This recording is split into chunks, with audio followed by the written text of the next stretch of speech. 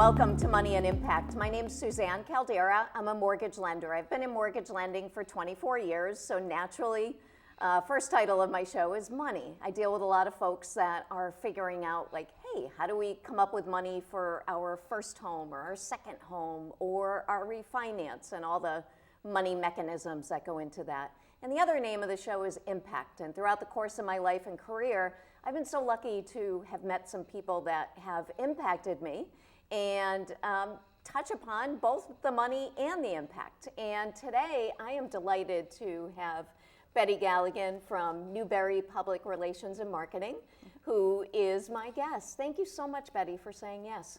Thank you for having me and inviting me. Yeah, you're welcome. You're welcome. So I want to dive right in. How did you get into public relations?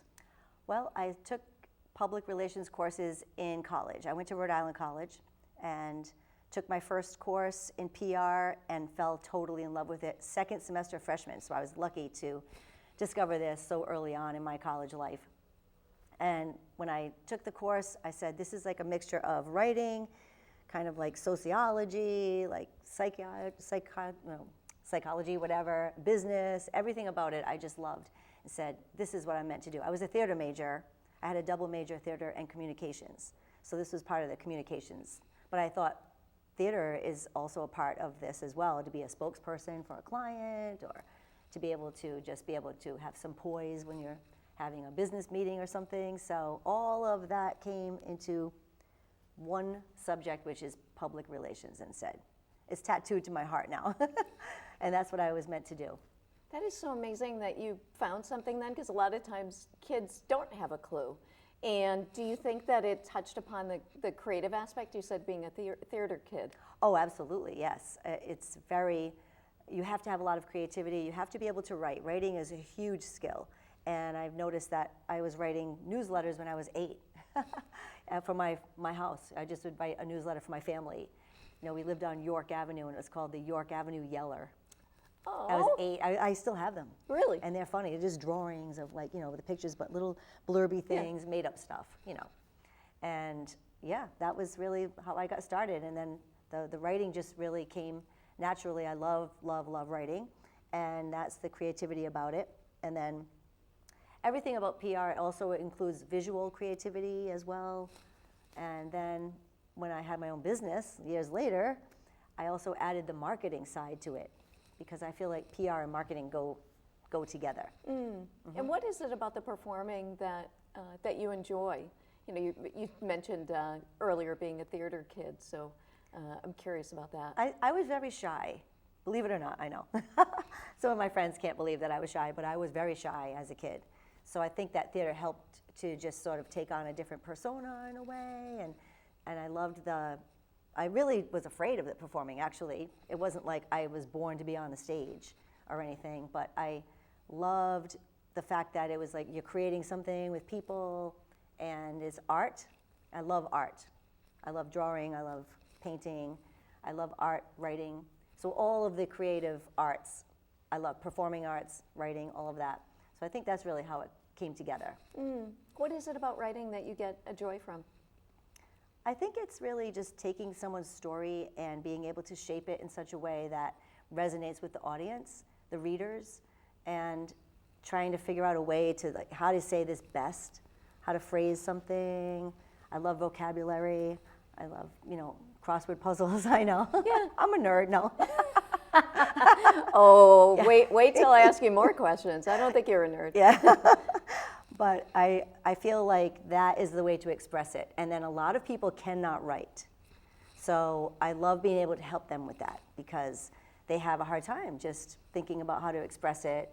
And, you know, just the written word, I guess, doesn't come easy to people. To me, it's the kind of thing that comes really easy. So I really enjoy it. And it's sort of like a challenge to myself when I write something, because I want to make sure it's the best that it can possibly be and it sounds great. And you know, the creative part about that is really not just routine writing, like boring writing, you know. Yeah, and are there certain professions that your firm enjoys working with more than, say, other professions? Well, I would say we are a full-service boutique PR agency, so any type of industry is fine. We have nonprofits that are very large, in size, so the only difference is they don't pay taxes, but they still have a lot of staff. They have, buildings, and they have assets, and they're a nonprofit, but then they have a mission. I love the mission-driven type of clients, but then we have clients that are in wealth management. We have clients that are in business in general, and all different types, business to business, business to consumer. So it really doesn't matter. We've even had authors. We've had some professional people like that. We have a law firm. We have healthcare, which is really nice too. Helping people, I feel like that's anything that can help people is something that I'm really drawn to. And I can tell, and you can tell that you sincerely want to help. And for people that maybe are business owners that don't understand the value of marketing and promotion, can you speak to that? Sure, because a lot of people don't realize that they have audiences out there that influence their business or impact their business in some way. So if they can really pay attention to who those audiences are, the stakeholders or audiences, target audiences, that sort of a thing, and to communicate to each of those differently, that's where they really need to be paying attention.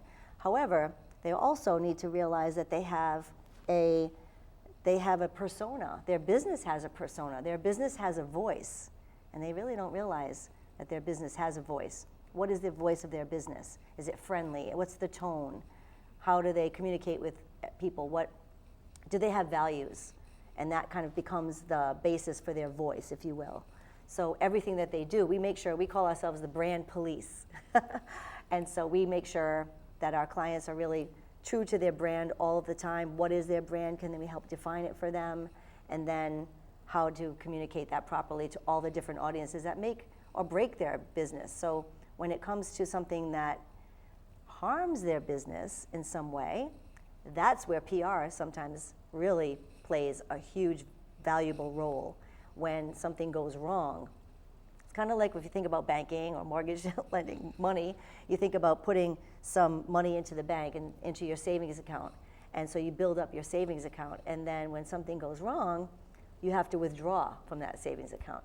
It's basically a savings account, if you will, that's like a credibility account or a trust account, And so when something goes wrong, you have to make a withdrawal from that trust account. You lose a little bit of credibility. You may lose credibility, but that is the concept there, and you want to protect that account at all times so that you're always having that trust account with people that can impact your business in some way.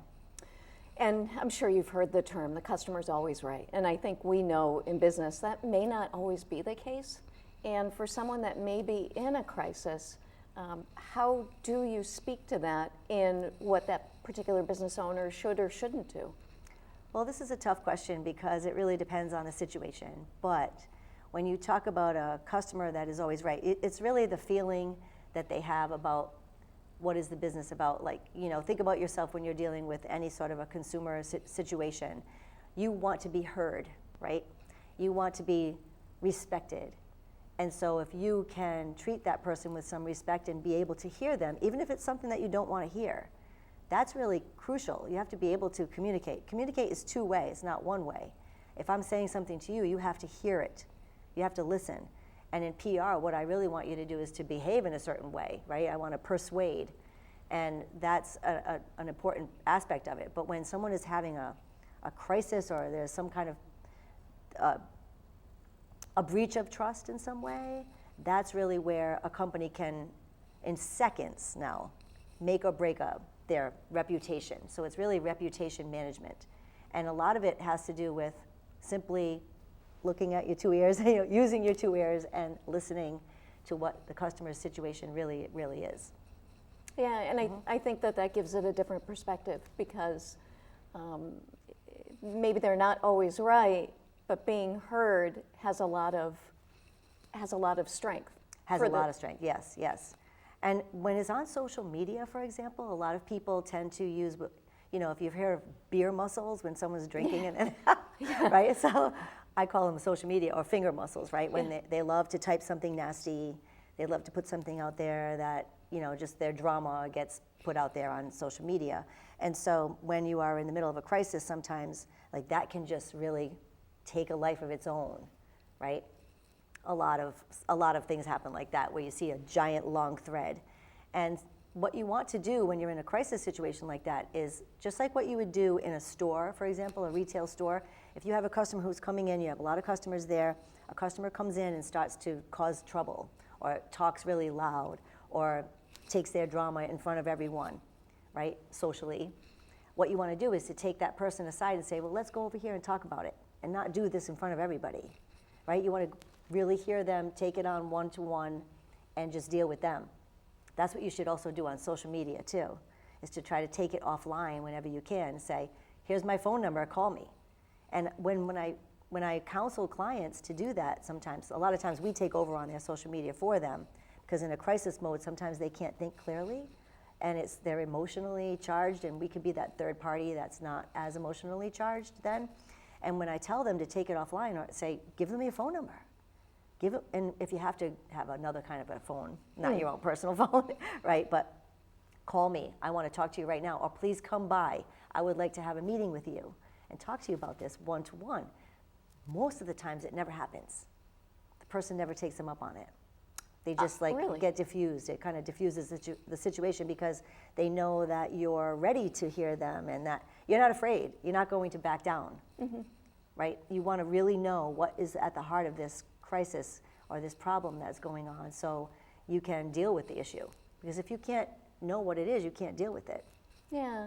Have you personally ever experienced anything like that in your business, where it happened to you, where where you've counseled your clients on, hey, here's your plan, here's how we'll help you? Has that ever happened to you? Oh my gosh, yes. I handle so many crises. That a lot of times we handle crises in a way that prevents the crisis from happening. So a lot of the crises never rise to the level of people knowing about what the crisis is. That's when you know you've done your job, is when you can prevent the crisis from happening. Or you are just so prepared that your plan just gets implemented and then everything goes as smoothly as possible. The story just dies.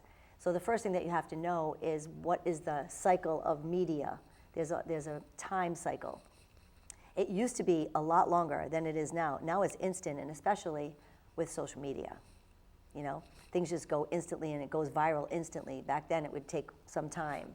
You'd see an article in the newspaper, or you'd hear a radio segment on it, or you'd watch something on TV, and then it starts to build and build and build. Now it's like instant crisis happening. So yes, I've had tons of crises that I've handled. And did you ever need to seek outside services for yourself because of, hey, it's too close, I'm emotional? I have not. There's been a few times where it's hit me in the heart. Yeah. But I don't know what it is about myself, but I can hold it all together for the client, and then I break down personally on my own, like on my own time. Yeah. And a lot of times when the crisis is happening, you don't realize how serious the crisis is because you're in it, and then you look back on it and say, oh my gosh, I just saved that company $50,000, or I just saved all those jobs by doing what I have to do to communicate and handle that crisis. And then you go home and you're like, whoa, I can't believe I did that. Or, I mean, one of my crises went international. Wow. Yeah, so it was, I can tell you what it is because it did happen, and you can Google it and find out about it. But one of my clients found asbestos in their child's makeup from Claire's, the store Claire's. Yeah. And he came to me with this crisis just before Christmas and said, what do I do? And I said, we've got to go. We've got to go with this. This is going to harm people, right? So we saw a video of their daughter putting the makeup on her eyes in a video that she was doing on YouTube, a cute child video. And I said, that is what we have to use right there. That is the footage. We've got to get your daughter, I'm sorry to say, but she's like the age of the person that most people buy for at Claire's, and we really need to do this. So we put this PR, initiative together, and we got it out there, and Claire's closed their stores. They took all the makeup off the shelves. This is the kind of thing that PR can do. Sure. Like, the power of good PR can really change things. And then we did not stop there. We ended up having some legislation that was passed to try to prevent this kind of thing from happening, to have people, test out this makeup and whatever. So that was a whole other aspect of it on a national level. They had stores that are international, and so that story went viral everywhere. And then Claire's went bankrupt, but then they emerged from bankruptcy, and that was fine. So when you think about just how one little kernel of something that happened, we can turn that into a large, we didn't want to turn it into a big crisis or anything, we just wanted to say, please take these things off the shelf because it's harming people. Had to do with the talc, the talc that was in the actual powdered type of makeup. Wow. Kids' makeup, yes. Yeah. And I'm sure with the amount of crises and things that you deal with, you must need an outlet. And one of the things that I find amazing about you is that you're a rocker. So why don't you share that with the viewers? Sure, yes, you do need a creative outlet. You need something because all day long you deal with major crises or all kinds of client things, and then what do you do on the weekends, right? But a long time ago, I've always played the piano. I've been playing the piano since I was 6, and I'm 60, so that's a long time. And I started to, when I was in college, actually this is how it started, I was in a lip sync contest, which is what back was happening, is like karaoke today, but it was lip syncing was back then. So I created a little band for myself with my friends. It was called Betty and the Jets. A nod to Elton. Yes, but it was a Pretenders song by Chrissy Hind, Message of Love. And I practiced the heck out of that song. I practiced in the mirror, getting all of her breathing, like, now the reason we're here as man and woman. Like, I did all of that, practice. And so I did this whole act, and then we ran off the stage, me and my friends, and then someone said, Betty, they want you to come back. There was a band that was playing there at Rhode Island College that day. And the place was packed, and they said, the band wants you back out. So I said, come on, band. They said, no, they only want you. I said, what? What do they want me for? Well, someone told them that I could really sing. And so I got up and actually sang, they played that song. And I actually got up and I sang that song, and then someone said, are you lip syncing? Like they didn't know whenever I was lip syncing versus when I was actually singing it. And so I got a little taste of rock and roll right there. And then I sat in with them a couple of times at different bars where they were playing, and called the Rockadiles. That was the name of the band. And then in college, I joined a band, but it was a disco band because Madonna was big, and when I was going to college, and songs like that. So I was in a band, but we only played out once. And that one time that we played out in someone's backyard, my brother, who was always in a rock band, saw me. And when I was little, I used to look up to him and say, like, can I go? He's like, get away from me. You're my little sister. This is my band. He's like 6 years older than me. And so now I'm in my band, and he sees me, and I was like, get away from me. So anyway, he said, no, I really need you to sit in for my band because our keyboard player couldn't make it. And I was like, no. And finally I said, okay, here's what I'm going to do. I'll sit in, but all I'm going to do is play chords. I'm not going to do anything else. I'm just going to stand there and play chords. Well, apparently, my chord playing was better than what that guy was. Bye-bye. So bye-bye. And then that began my career in a band. That band was called RX Rock. I was in it for 19 years with my brother. And then I ended up taking a little break. In between, I did some little projects with my friends, and joining another band and just sort of playing with them. I actually got pregnant, and that's why I quit, but I lost the babies. But, but at that time I said, the minute I get pregnant, I'm quitting. So that's what happened. And then I lost triplets. They were married, Larry, Moe, and Curly. That's what we called them. But anyway, it was like 16 weeks, so it wasn't like I had them. But anyway, so I said, all right, now I got involved in different projects. And then this other band came along.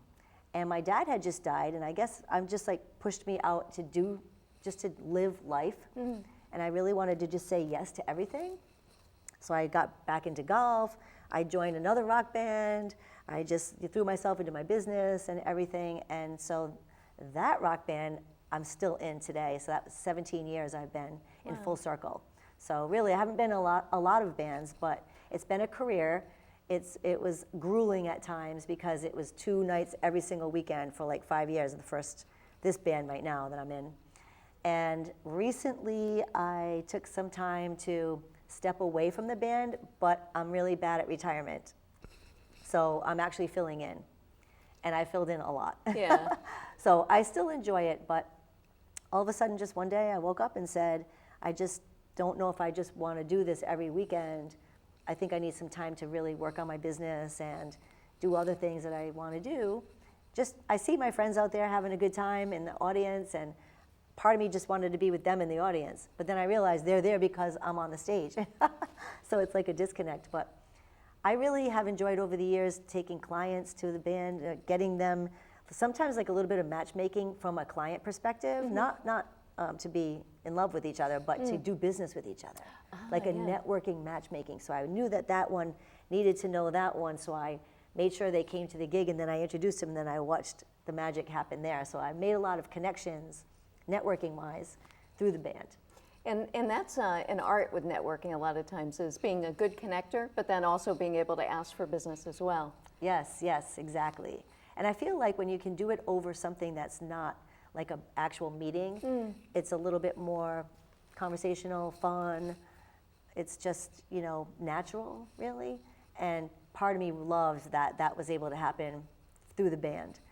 I was a little bit afraid that some of the clients would say, what, you're a rock star? You know, first of all, they all think I'm a librarian or a school teacher. They have no idea that I rock out on the weekends.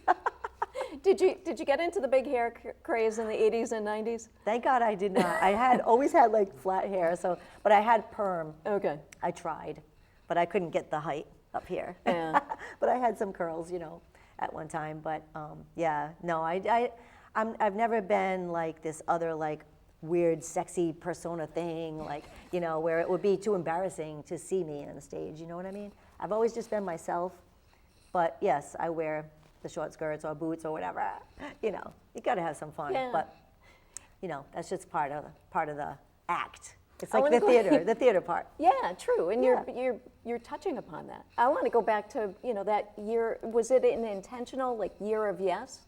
Like this year, I'm just going to say yes to everything? Yes. Was that part of a New Year's resolution? Like, what was the thought process? No, it was because my dad died for some reason. Like, I just all of a sudden said, we watched him for like 3 months, you know, through hospice and everything. And, you know, he was a great, great guy. And something just clicked where I said, now I want to live. I don't know what it was. It was more like not that I wasn't living before. Yeah. All of a sudden, I just said, I'm going to do everything I want to do. Like, I need to just do everything I want to do. I don't know why. And I know my dad would love that, you know? And so it just pushed me to be a little bit more intentional about saying yes to everything. And I know that's crazy, but that's the way I've always been, really. Yeah. But I just feel at that time, I went more toward that, so yeah. And I also became a belly dancer. No. Yeah. Wow. That year, I joined, my friend was starting a belly dance class up again, and I said, sure, I'll take the class just for exercise. I ended up becoming a semi-professional belly dancer. My name was Electra, and we performed, and I performed at restaurants and performed as choreographies with this troupe. I was in a dance troupe. I just threw myself into everything. So that was pretty crazy too. Yeah. You know, when your dad passed, was that around the time that Shonda Rhimes had done her Year Yes? Did you ever hear about that? I did not, no. And she wrote a book about it. Oh, Yeah, I'm going to have to read that book. Yeah, my wife read that book, and it was something along, I don't know if it was a similar thing of a death or something that happened, but it was the year of yes. Oh my gosh. Well, that was my year of yes, Yeah. 2007. Besides the belly dancing, what else did you do, or did you say yes to that, you know, maybe shocked you or could shock one of your clients? I think that was just it. I think the belly dancing shocked a lot of people. You know, belly dancing is an art. It has its origins in ballet, and a lot of people think it's this sexual thing, and it's not. I mean, it's a little bit sensual. It can be sensual. But it's very hard to belly dance. Very, very difficult to belly dance. You have to do isolations. So while your hips are doing something, your upper body has to do something else, and it's like incongruous. So it's really good for your mind. It's really good for your health, and it's good for stress release. And I met such great friends. So I have friends from band, I've got friends from belly dance, and I started a thing called Betty's Rock and Roll Harem, and I even choreographed some actual dances that we performed at my gigs in the middle of the break. Oh, wow. Yeah. Almost like a flash mob in a way. Yeah, exactly. We would go to the bathroom and change, and then come back out, and during, it was great. We had so much fun. One time we went out, we were ready to, the place was packed, and we were getting ready to go out and do our thing, and we went into the bathroom, and we were changing, we hear something outside, and then we open up, there's a giant fight going on at the bar with ladies. The ladies were like beating each other up, and the whole place cleared out, and then we had to dance, and we danced to like 10 people. You can't make this up, No, you can't. And a lot of times, stories like that can only happen at bars. Right. From a public relations standpoint, what is maybe the most interesting or oddest type of client that you have? Well, I would say all of our clients are interesting, because if we don't have interest in them, we can't really work on them. You have to have some sort of a passion that you share, or something that you see that you can help them, because if not, everything just falls flat. So every single one of our clients, we have an interest in something. I know it might sound like some of them might be on the boring side, but they're not. So we find interest, and we make sure that we really make it as interesting as we can. One thing we never do is spin. We don't spin anything. Everything is on the up and up. We have great core values, and we never lie. We never hide something. We counsel our clients to, like, let's talk about how we can do this. Like, I handled a 19-day drinking water crisis for the city of East Providence, and we didn't really know what the origins were of the E. coli that was into the water, and it lasted 19 days. And every 3 days we had to have a press conference. It was a lot of work. But so I would say that was a very interesting situation, but all of our clients we find interest in. We need, we're journalists for our clients, really. We have to be the ones trying to find the stories, and then we help tell the stories to journalists who then get the story out. So we have gatekeepers in our world, and the gatekeeper is the journalists, the media. Nowadays, you can actually put your own media out there. You can put it on your website. You can put it out on social media. Like we can do a video and just put it out there and be a journalist. But back in the day, it was like you really had to go through the gatekeepers to get the story out. So that's part of our training and our background, Have you found it more fun now that there's a lot more mediums that you can use as opposed to, say, when you first started? It's a little bit more fun that way, but it's actually a lot less. Yeah. It is a lot less. I looked back at some old media lists that were pages and pages and pages and pages. I used to have to send out a news release for a cruise line client that I had to 400 media people at any given time. Wow. Every single time we did a news release, it would be, and back then we had to Xerox it, fold it, put it in an envelope, get a mailing label, actually take an actual photo and put a little cut line, caption, tape to it, I mean, the ways we had to work back in the day, Sure.